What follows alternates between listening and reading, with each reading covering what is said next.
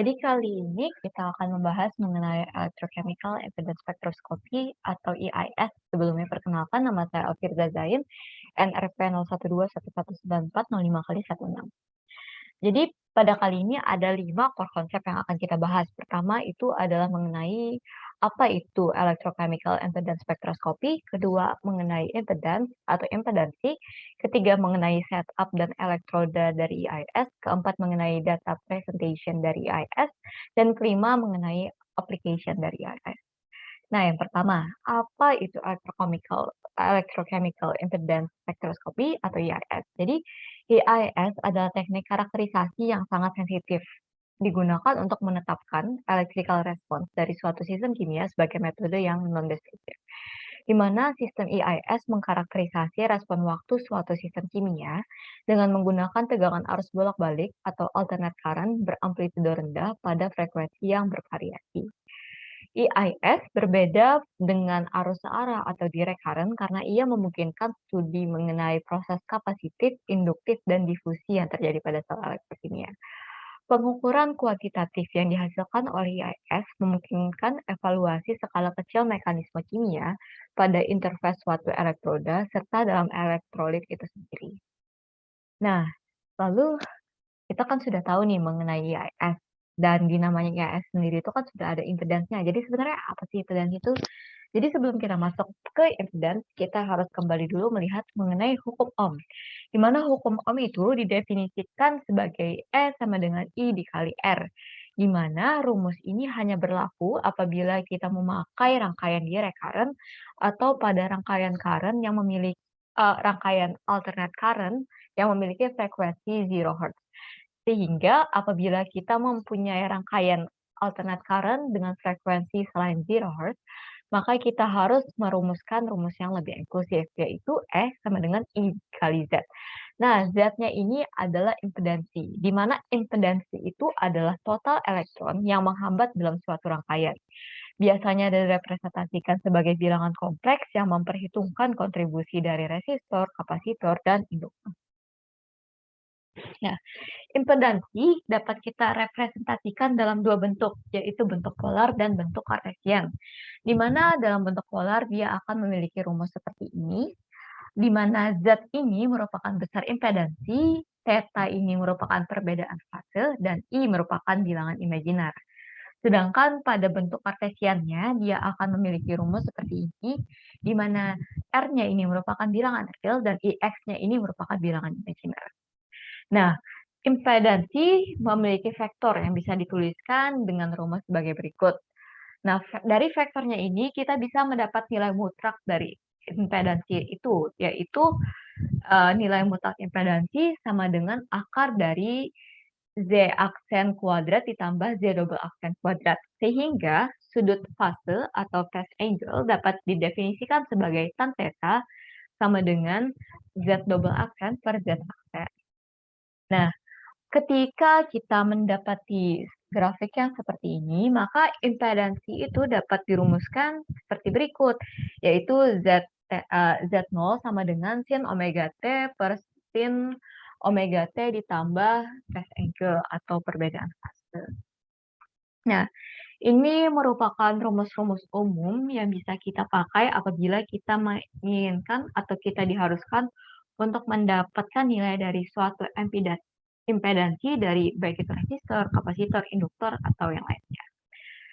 Nah, selanjutnya kita akan berbicara mengenai setup dari EIS.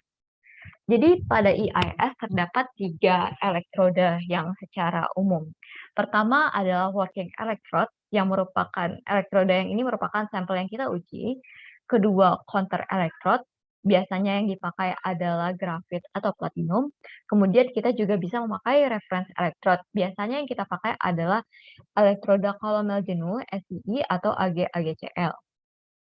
Nah, pada setup-nya, sel elektrokimia itu dipakai sebagai wadah reaksi kimia, lalu dihubungkan secara elektrik ke electrochemical spectrometer untuk mendapatkan respon dari larutan elektrolitnya. Kemudian ketiga elektroda dipasang, lalu larutan elektrolit kita siapkan dan dipindahkan ke dalam wadah sampel.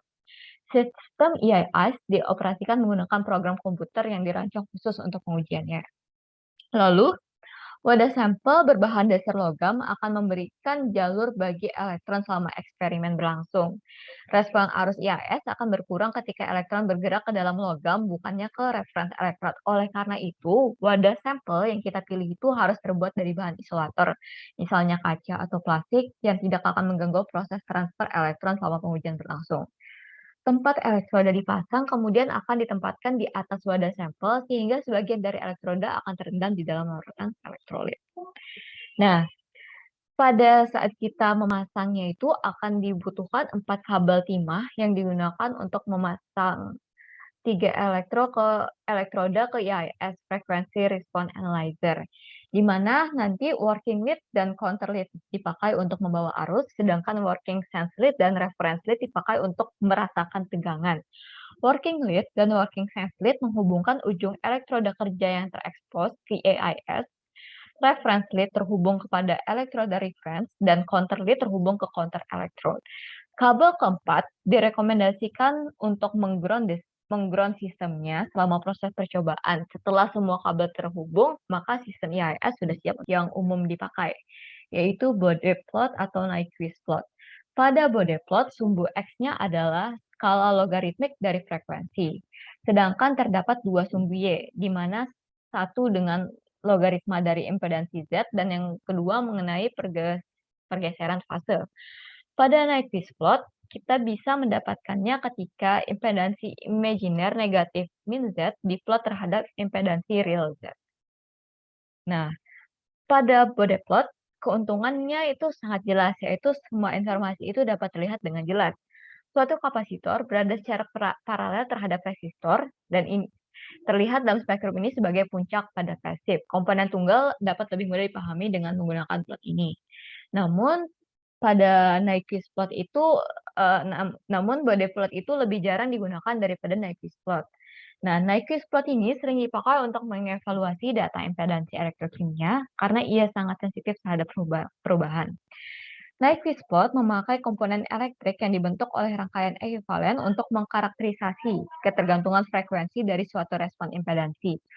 Untuk rangkaian yang paling umum, beberapa parameternya dapat dibaca langsung dari plot.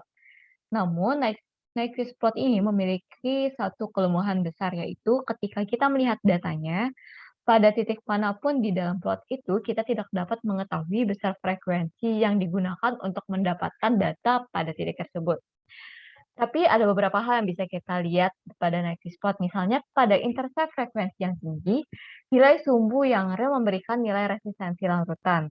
Pada intercept frekuensi rendah, nilai sumbu yang real memberikan jumlah dari resistensi polarisasi dan resistensi larutan. Sehingga diameter setengah lingkaran akan memberikan nilai resistansi polarisasi. Nah, IIS itu memiliki beberapa aplikasi dan beberapa research area juga. Misalnya research area bisa corrosion, coating evolution, battery electrolyte position, electroorganic synthesis, dan semikonduktor. Nah, kali ini kita akan membahas mengenai application-nya dalam baterai, lebih spesifiknya mengenai baterai lithium ion. Jadi, kita bisa menggunakan instrumen ini untuk menyelidiki sifat elektrokimia dari suatu bahan, yaitu baterai pada kali ini. Data yang didapatkan dengan menggunakan rangkaian ekuivalen yang sesuai dengan plot Nyquist.